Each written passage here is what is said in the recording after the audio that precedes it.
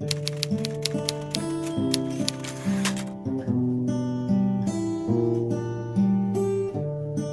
ako natatakot? Ba't ang dibdib ko'y kumakalabog? Bakit tuwing naiisip kong may iba kang kasama, parang binabasag ang mundong akala ko'y akin? Hindi ka naman sa akin.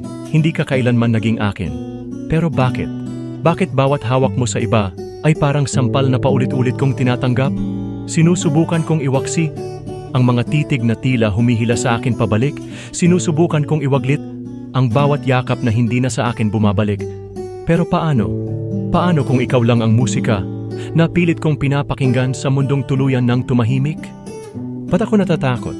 Ba't ang puso ko'y kumakabog? Bakit ako ang nasasaktan gayong hindi naman ako ang iyong tahanan? Bakit ako ang nawawasak gayong hindi mo naman ako pinangakuan? Dati, ikaw ang sabik. Ikaw ang laging nandyan, naghihintay. Ngayon, ako na ang humahabol. Ako na ang naghahanap. Ako na ang sumisigaw sa katahimikan ng gabi. Na sana ako na lang. Hindi ko maintindihan. Ba't hindi ko magawang pakawalan ang isang bagay na kailanman ay hindi ko naman nahawakan? Ba't ako ang naiwan habang ikaw ay paulit-ulit na lumalayo at bumabalik na para bang laruan ako ng iyong damdamin?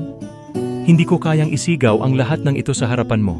Dahil anong karapatan ko? Walang karapatan pero may damdamin. Walang papel pero may pagmamahal. Walang kasiguraduhan pero may pag-asang baka sa huli ako pa rin. Pero ngayon, kahit na anong pilit, hindi ko matanggal sa isip na baka sa mga kamay ng iba, doon mo nahanap ang init na matagal kong inalay sa'yo. Ba't ako natatakot? Dahil alam kong hindi na ikaw ang babalik. At ako ay mananatili, hawak ang damdamin. Hindi ko na kayang itago kahit alam kong hindi mo kailanman kayang suklian.